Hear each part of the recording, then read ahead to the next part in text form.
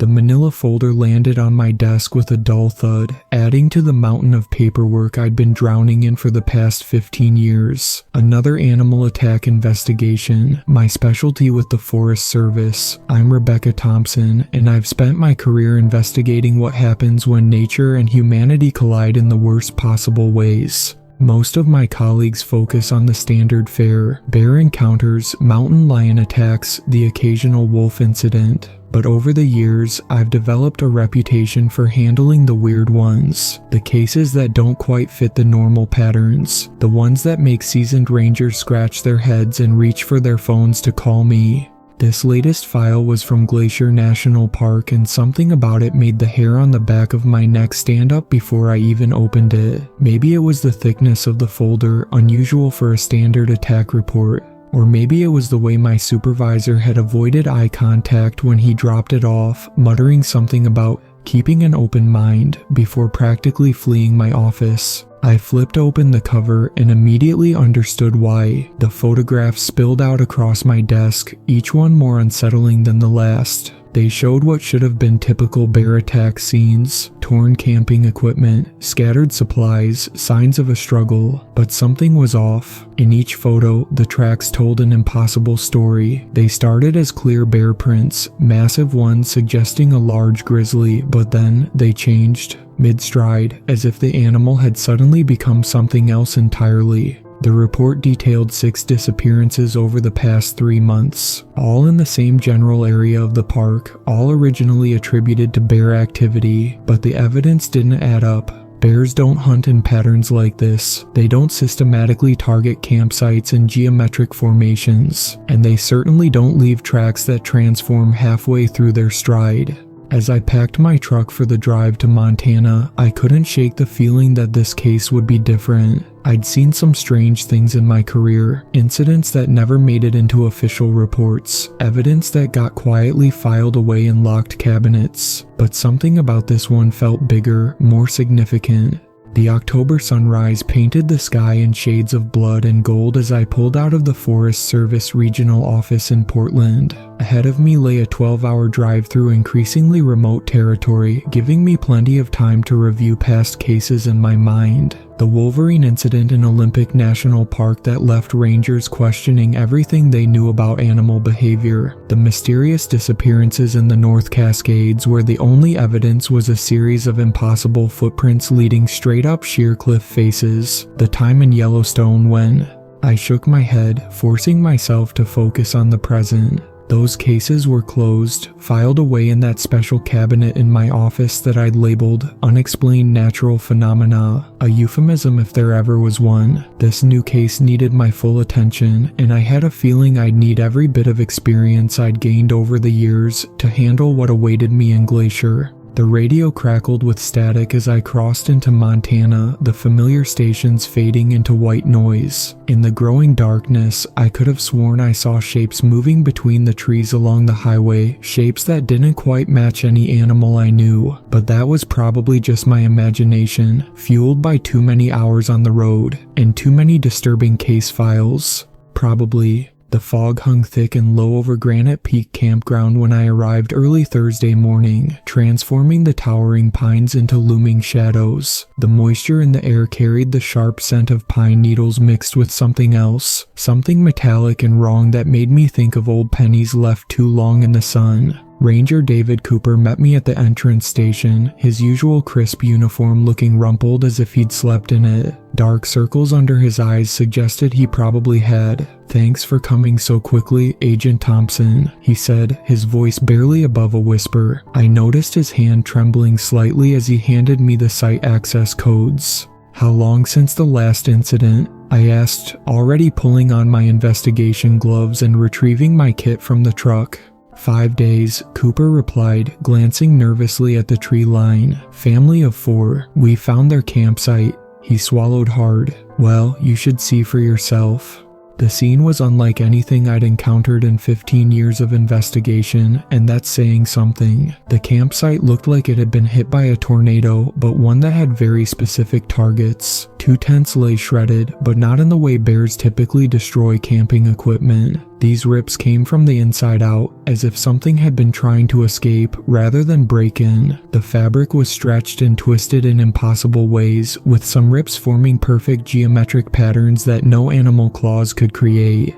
What struck me most was the silence. October in Glacier National Park should be alive with sound. Birds calling, squirrels chattering, the rustle of small animals in the underbrush. Instead, there was nothing. The forest around us held its breath, as if hiding from something it didn't want to attract. "The tracks are over here," Cooper said, leading me to the edge of the campsite. They're not right." He wasn't exaggerating. The tracks started as clear grizzly prints, deep and well-defined in the soft earth. But after about 20 feet, they changed. Not gradually, but in an instant, as if the bear had suddenly transformed mid-step. The new tracks weren't anything I could identify. Too many toes, arranged in patterns that would require an impossible skeletal structure. As I photographed and took measurements, I noticed something on the nearby trees. At first, I thought it was sap, but the substance had an unusual crystalline quality, almost like frozen honey but with geometric patterns within its structure. When I turned away from it, I could have sworn I saw it pulse with a faint luminescence in my peripheral vision. "Cooper," I called out, "has anyone taken samples of this substance?" The ranger started to answer but stopped abruptly as a sound echoed through the trees, something between a wolf's howl and the screech of tearing metal. Cooper's face went pale. "That's new," he whispered. "We haven't heard anything like that before."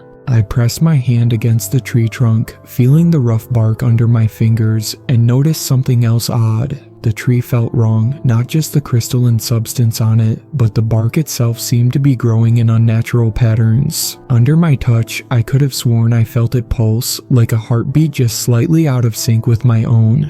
The fog began to thicken as evening approached, and with it came a change in the atmosphere. The air grew heavy, pressing against us like a physical presence. Cooper made an excuse about checking the perimeter and practically ran back toward the ranger station, leaving me alone with my investigation kit and the increasingly unsettling scene. As the light faded, I noticed more details that my initial survey had missed. The camping equipment wasn't just scattered, it was arranged. Subtle patterns emerged when I stepped back and viewed the scene as a whole. The torn tents, the scattered gear, even the strange tracks formed a complex, geometric design that reminded me of crop circles, but far more intricate. I worked until darkness made it impossible to continue, but before I left, I set up my remote monitoring equipment, motion sensors, infrared cameras, and audio recorders. Whatever had happened here, I had a feeling it wasn't finished. As I drove to my motel in the nearby town, I couldn't shake the sensation that something was watching me from the darkness between the trees.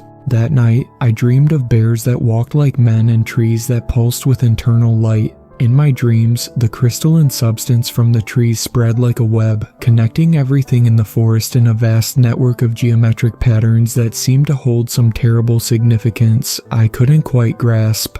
Back in my motel room, I spread the case files across every available surface, including the bed. Coffee cup in hand, my third of the morning, I began to see connections I'd missed before. This wasn't an isolated incident. Similar reports had been filed across multiple national parks over the past decade, but they'd never been connected because they'd been classified under different types of animal attacks. The wall of my room slowly transformed into a makeshift investigation board. Red strings connected photographs, reports, and newspaper clippings. A pattern emerged, one that sent chills down my spine despite the warmth of my coffee. The attacks weren't random. They followed a specific lunar cycle, always intensifying during the new moon when darkness was absolute. My laptop screen glowed with footage from trail cameras, most of it corrupted or distorted in ways that defied explanation. In one clip, a bear appeared to walk normally through the frame, but when I slowed the footage down frame by frame, I could see the moment its movements became wrong. Its joints bent in impossible directions, its fur rippled like water, and for a single frame, so brief I almost missed it, its form seemed to collapse in on itself before reassembling into something that only approximated a bear's shape. A knock at my door made me jump, spilling coffee across my notes. It was Joseph Running Wolf, a tribal elder I'd contacted earlier. His weathered face carried the weight of generations, and his eyes held a knowledge that made me feel like a child playing at investigation. "You should not dig so deeply into these matters," he said without preamble, stepping into my room. His eyes scanned my investigation board, and I saw recognition there, mixed with fear. "Our people have known of these beings for generations. We do not speak of them directly, for names have power and attention attracts their notice. I need to know what I'm dealing with," I pressed. "People are disappearing." Joseph sighed, reaching into a leather pouch at his belt. "I cannot tell you what you wish to know, but I can give you this." He pressed a small object into my hand, a leather pouch containing what felt like stones, marked with symbols I didn't recognize. "Wear it, do not remove it, especially during the new moon." He turned to leave but stopped at the door. "The pictographs you seek are in the hidden valley where the ancient ones left their warnings. But be careful. Some knowledge comes at a terrible price." After he left, I studied the symbols on my investigation board with new eyes. The geometric patterns I'd noticed at the campsite weren't random at all. They matched ancient pictographs found throughout the region, images of creatures that walked as animals but cast shadows that didn't match their forms, beings that the ancient peoples called skin wearers in their legends. The survivors' accounts began to form a cohesive narrative. Most had been too traumatized to give coherent statements initially, but certain phrases kept recurring. "It moved wrong. The shadows didn't match. It looked like a bear, but it wasn't." One survivor, a seasoned hunter, described watching a deer walking through the forest. "Everything about it was perfect," he said in his statement. "Too perfect, like something that had studied deer all its life but never quite understood what made them real." My phone buzzed with a text from Cooper. More tracks had been found, this time leading to and from a local cave system that wasn't on any official park maps. I gathered my gear, checked that Joseph's charm was secure around my neck, and headed out. The sun was setting, painting the sky in unnatural colors that seemed to pulse with the same rhythm as the crystalline substances I'd found on the trees. As I drove toward the new site, I couldn't shake the feeling that I wasn't just following a pattern. I was being led along it, like a spider following silk strands back to the center of its web. The question was, what waited at the center? The new moon was coming in 3 days. Whatever was out there, whatever was wearing animal shapes like ill-fitting suits, would be active again, and this time I would be ready. The new moon arrived with an unnatural stillness that seemed to swallow even the sound of my breathing. I'd set up my surveillance equipment in a carefully selected spot overlooking both the original campsite and the entrance to the unmapped cave system. Multiple cameras, standard, infrared, and thermal surrounded my position, creating overlapping fields of view that would catch any movement in the area.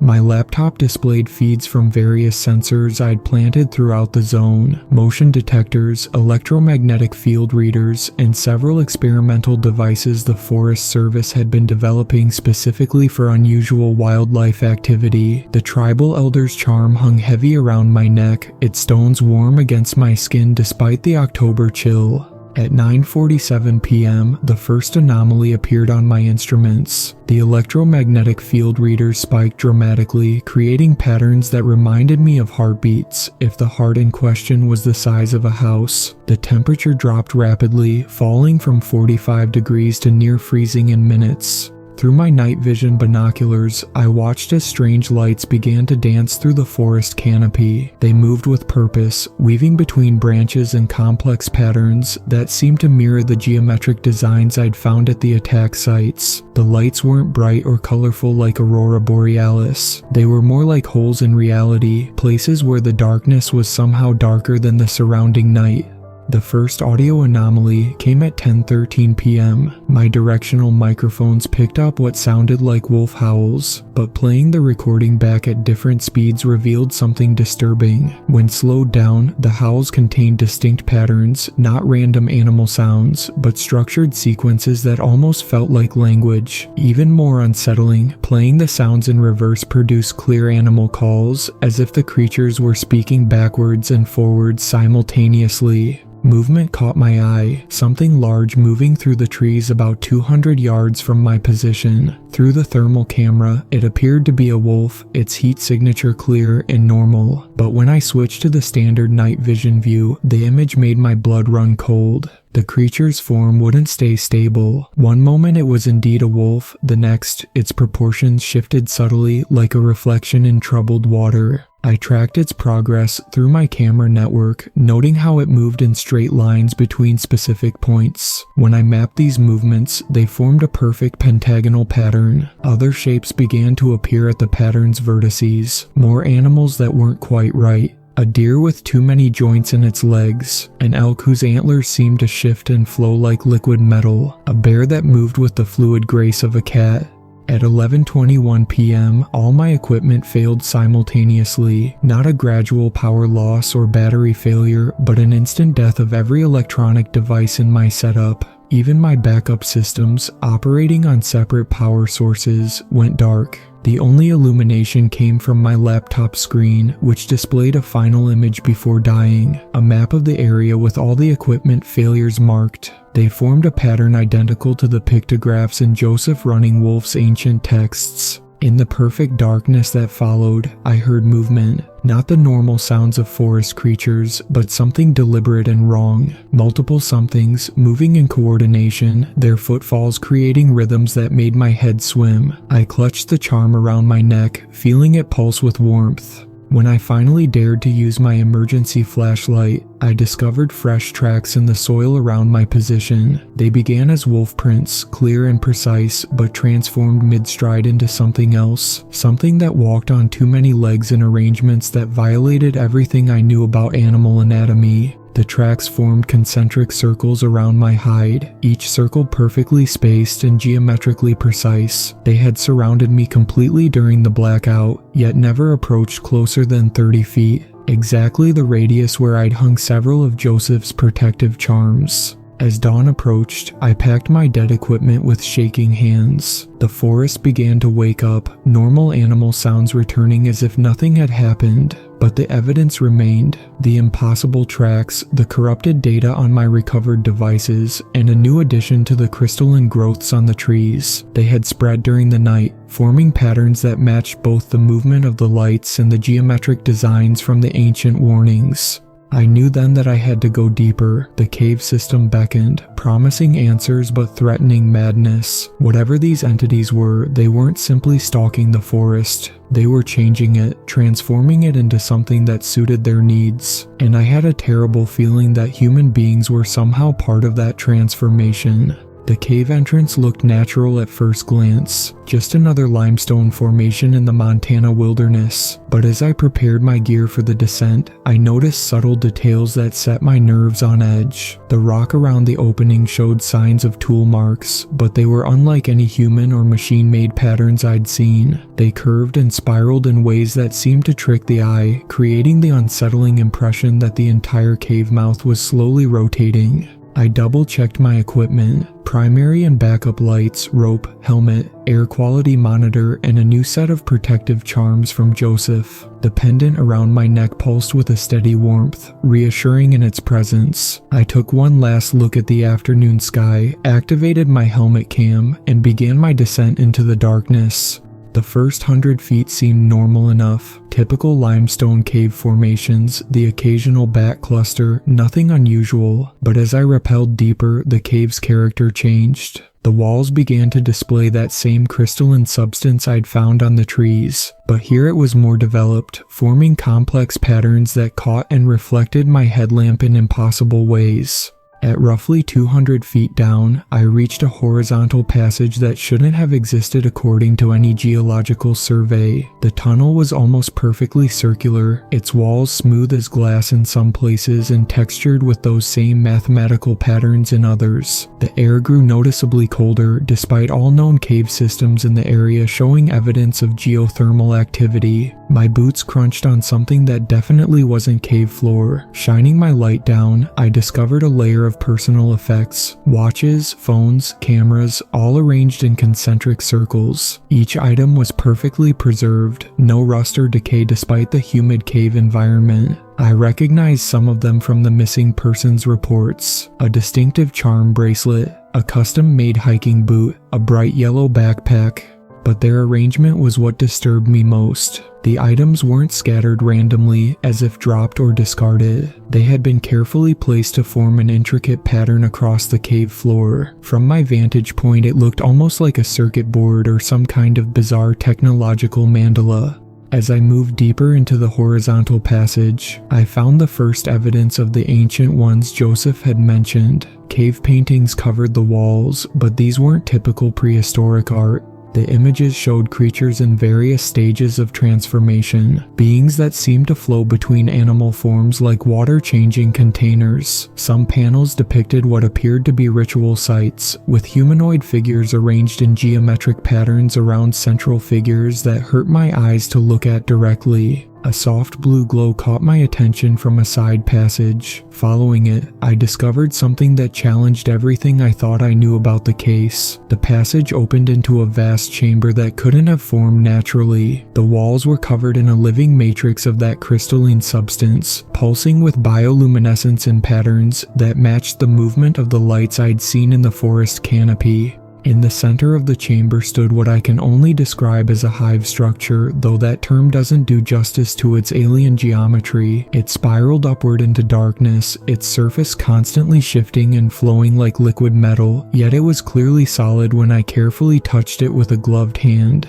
Around the base of the structure, I found more recent evidence of human activity. Research equipment lay scattered about, modern tools mixed with items that looked decades old. A journal dated 1963 contained detailed observations of what the writer called morphological anomalies in local fauna. The final entry simply read, "They aren't imitating animals, they're learning to become them."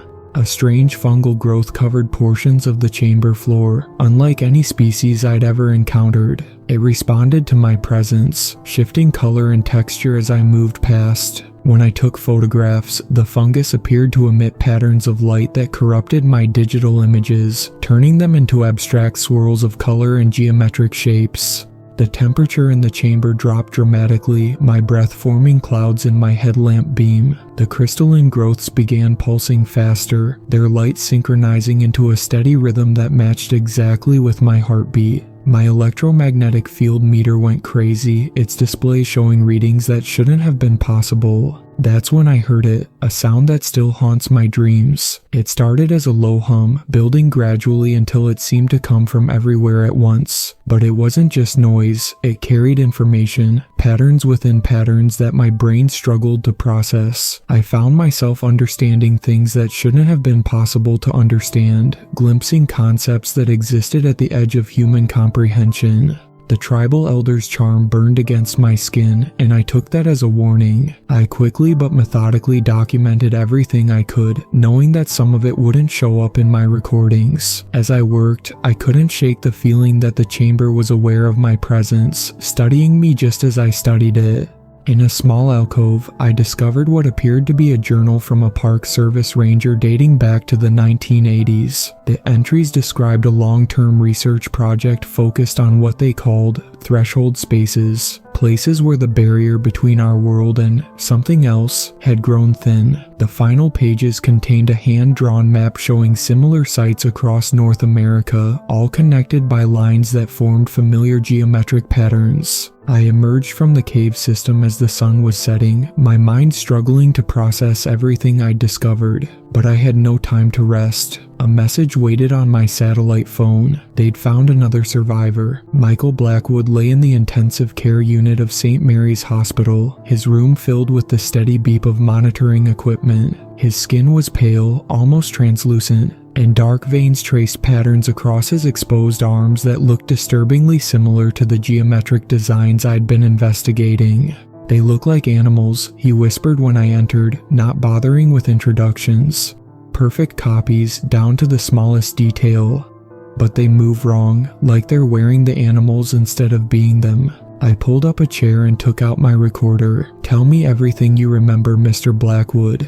His account came in fragments, interrupted by periods of intense shivering despite the warm hospital room. He described how they hunted, not like normal predators, but in carefully planned stages. First came the observation period, where they would study their targets from a distance, learning patterns and behaviors. Then came the mimicry phase, where they would appear as familiar animals, testing their imitations, refining their performances.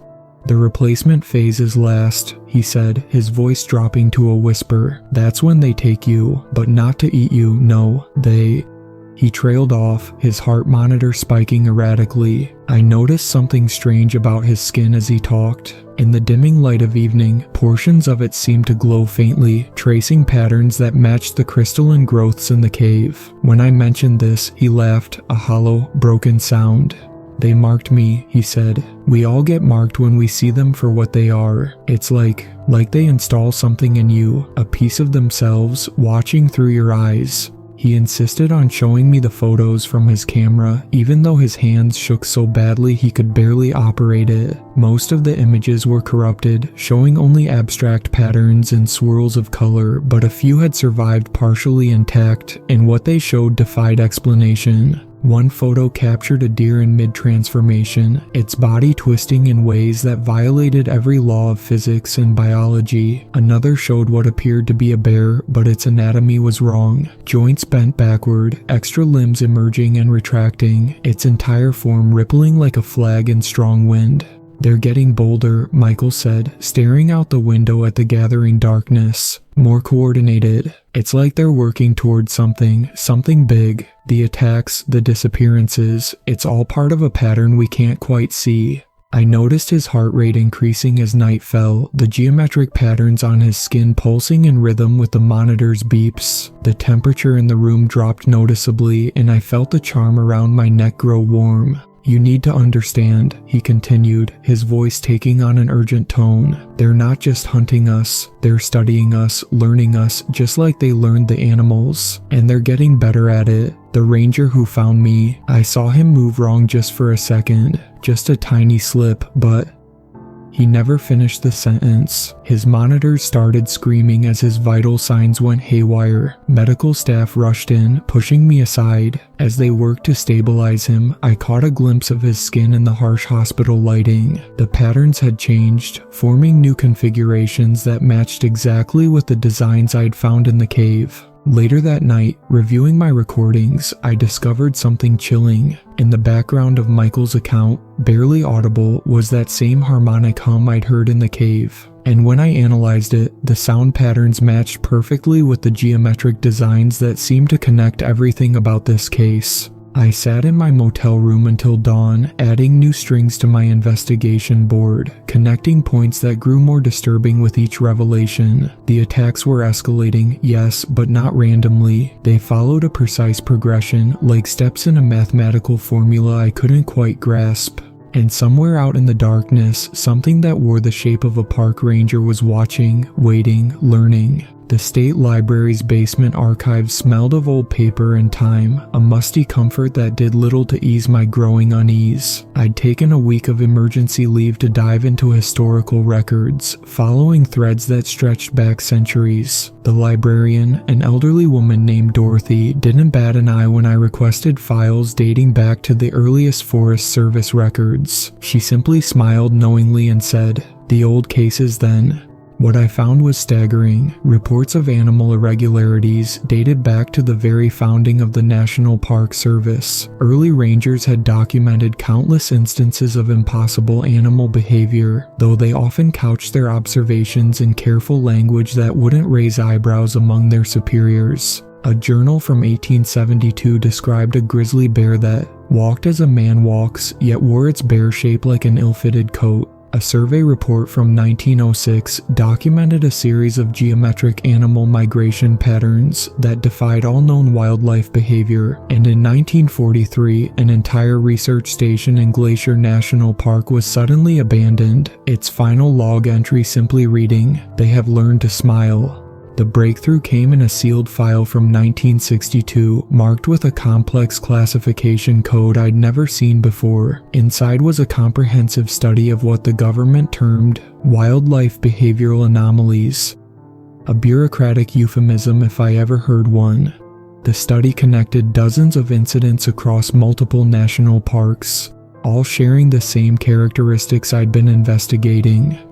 Dr. Eleanor Russell, the lead researcher, had developed a theory that certain areas within the park served as what she called threshold spaces, places where the membrane between our reality and something else had grown dangerously thin. Her team had mapped these locations, discovering they form perfect geometric patterns when connected, the same patterns I'd been finding everywhere in my investigation. My phone buzzed, a message from a Dr. James Weaver, a cryptozoologist I'd contacted earlier in the week. He'd been tracking similar phenomena across the globe, building a database of incidents that matched our pattern. We arranged to meet at a small coffee shop in town, away from official channels. Dr. Weaver looked nothing like I expected. Instead of the eccentric academic I'd imagined, he was a sharp-eyed man in a pressed suit who carried himself with military precision. "You found the Russell files," he said without preamble, as I sat down. It wasn't a question. "What happened to her team?" I asked. He smiled grimly. "Officially, research station suffered a catastrophic bear attack. Unofficially, they got too close to understanding what they were dealing with. The entities don't like being understood. Makes it harder for them to adapt." He slid a USB drive across the table. "Everything I've collected over 20 years. Patterns of lunar cycles, geomagnetic anomalies, disappearance clusters. It all points to something bigger happening now. They're not just hunting anymore, they're preparing." Back in my motel room, I dove into Weaver's data. His research connected the geometric patterns to ancient ley lines, places of power that native peoples had marked with warnings. The entities seemed drawn to these locations, using them as focal points for their activities. But it was the geomagnetic data that truly caught my attention. The anomalies weren't random. They formed a pattern of increasing intensity, building towards something. According to Weaver's calculations, we were approaching a peak of activity that happened only once every few centuries. I found references to an abandoned research station deep in the park, unmarked on any official maps. According to Russell's notes, it had been established specifically to study the phenomena before something went catastrophically wrong. The coordinates matched a location I'd flagged earlier, a spot where multiple geometric patterns intersected.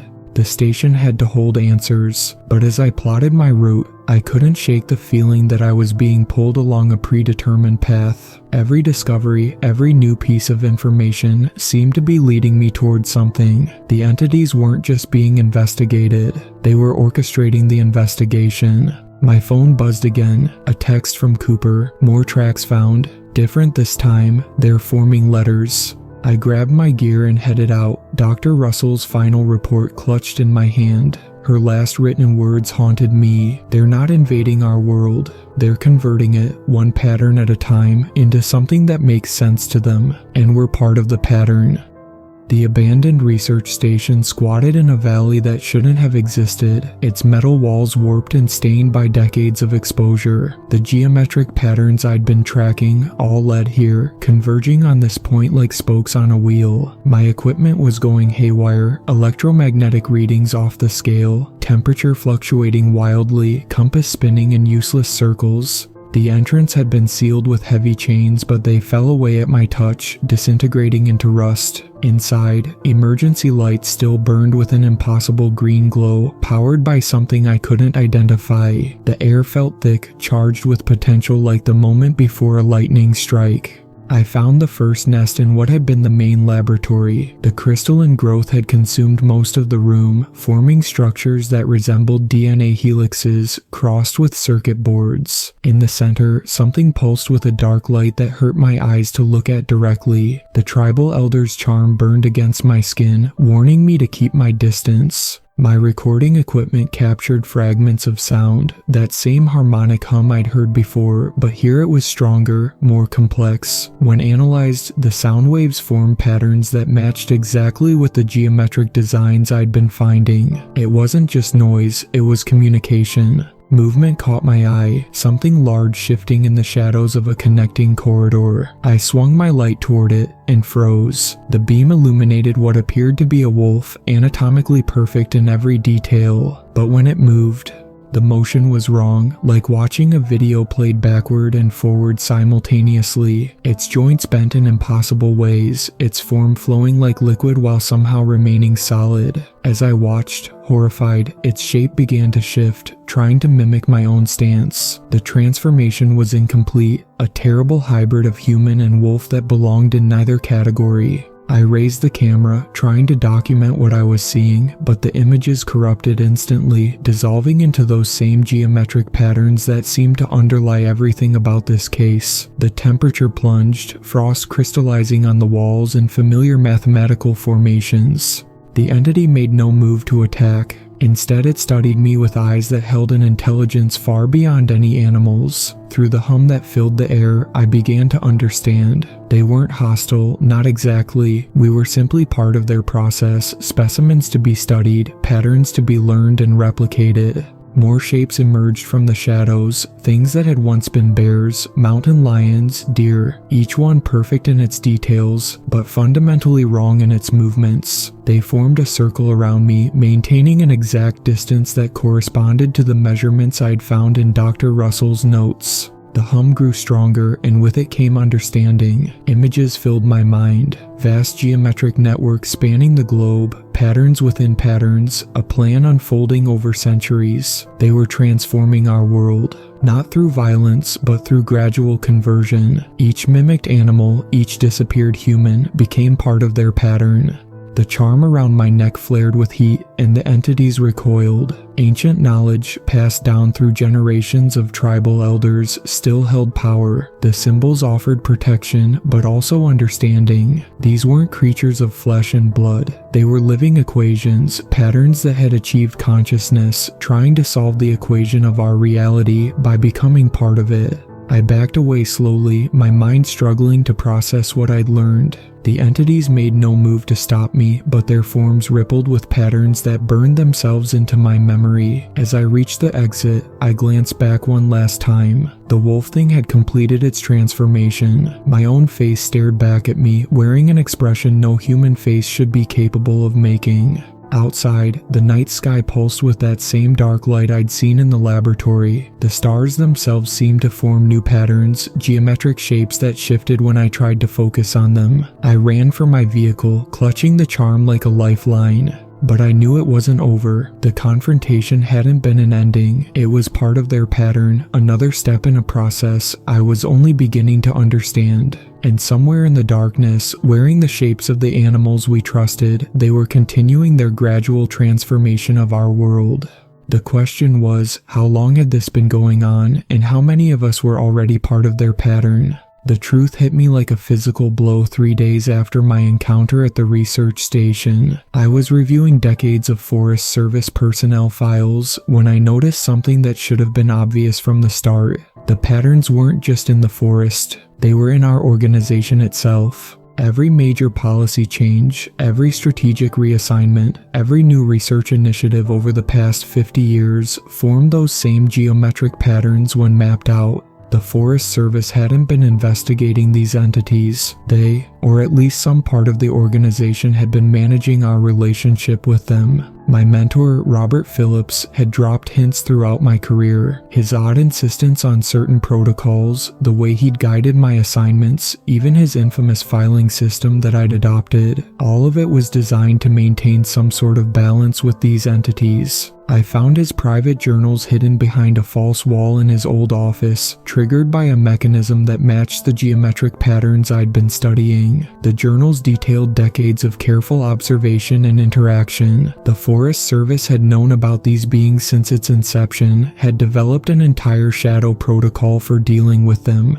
"They're not our enemies," one entry read, "but they're not our friends either. They're something else entirely, a pattern of existence so foreign to our own that conflict is inevitable unless carefully managed. We don't prevent their activities, we simply try to direct them away from population centers, maintaining a delicate balance between their need to transform and our need to survive." The deeper I dug, the more extensive the cover-up proved to be. Special training programs disguised as standard wildlife management courses, equipment that was actually designed to detect and monitor entity activity. Even the boundaries of national parks had been drawn to contain and channel their influence. My phone rang, a secure line I didn't know I had. The voice on the other end belonged to the Deputy Director of Operations, someone I'd never spoken to directly before. "You've gone farther than anyone since Russell," she said without introduction. "We've been watching your progress. You understand now, don't you, why it has to be managed this way?" I thought about Michael Blackwood in his hospital bed, the geometric patterns pulsing beneath his skin, about the missing hikers and the transformed animals, about the vast pattern slowly spreading across our world. "How many?" I asked. "How many of us are actually us?" She laughed, but there was no humor in it. "That's not the right question. The real question is, does it matter? They learn, adapt, become. Sometimes they do it better than we do. The ranger who found you after your cave expedition, original, the one who helped you document the campsite, not so much, but both serve their purpose in the pattern. Why tell me this now?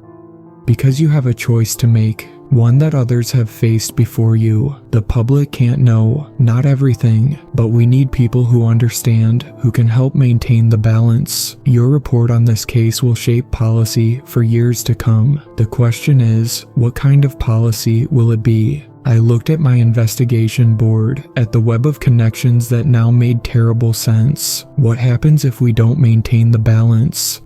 "They're not malevolent," she said, "but they are inevitable, like mathematics or evolution. We can work with them, create spaces where both our patterns can coexist, or we can resist and be transformed entirely. Those are the only options." After she hung up, I sat in darkness watching the patterns of streetlights outside my window. Even they seemed to form those familiar geometric shapes now that I knew what to look for. The entities weren't hiding anymore. They were everywhere, integrated into the very fabric of our world.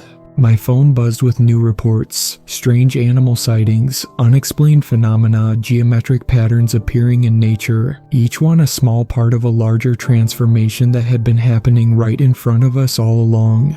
The flash drive sat on my desk, containing my final report. After weeks of writing and rewriting, I'd finally found a way to tell the truth without telling all of it. The public version would attribute the disappearances to unusual bear activity, recommending new safety protocols that would actually help people avoid entity-heavy areas. The real report, encrypted with geometric keys, would go to a select group within the Forest Service. I'd created a database, building on Dr. Russell's work and Weaver's research. It documented signs of entity activity, patterns of behavior, and most importantly, ways to maintain the delicate balance between our world and theirs. Future investigators would have the tools I'd lacked, the understanding I'd had to piece together the hard way. The training program was harder to design. How do you teach someone to recognize when an animal is too perfect? How do you explain the wrongness of certain movements without revealing too much? The solution came from studying the entities themselves. Patterns within patterns, information hidden in plain sight. I developed a series of protocols, obscured within standard wildlife management procedures. Rangers would learn to recognize entity signs without knowing exactly what they were looking for. They would implement containment measures thinking they were dealing with normal animal activities. The geometric patterns became part of standard park boundary marking, creating subtle barriers that the entities respected. The tribal elders proved invaluable, their ancient knowledge fitting perfectly into modern frameworks. Their protective symbols became part of official Forest Service markers, their warnings about certain areas incorporated into trail guides and ranger protocols. My phone buzzed, another entity sighting, this time in Yellowstone. As I logged the report, I noticed how it fit into the larger pattern we were creating, not stopping them, but guiding them, creating spaces where both our kinds could exist without direct conflict. The charm around my neck had become standard issue for certain Forest Service personnel, though most thought it was just a traditional blessing. The entities recognized it, respected it, a symbol of the balance we'd achieved. I thought about Michael Blackwood often. He'd been released from the hospital, the geometric pattern still visible beneath his skin but stable now. He'd joined our program as a consultant, his unique perspective proving invaluable in understanding entity behavior. The transformation hadn't consumed him. He'd found a way to exist between patterns. Looking out my office window at the forest beyond, I could see them now, shapes moving between trees, perfect animals performing perfect movements. But I no longer felt fear when I saw the wrongness in their motions. Understanding had replaced terror, respect had overcome horror. The entities were still out there, still studying, still becoming, but now we had a framework for coexistence, a way to maintain the balance between their pattern and ours. My role had transformed from investigator to guardian, preserving both the secret and the delicate peace it maintained. New reports came in daily, geometric patterns in tree growth, unusual animal migrations, inexplicable weather formations. Each one logged, analyzed, and integrated into our understanding. The transformation of our world continued, but now it was guided, managed, contained within boundaries we'd learned to create.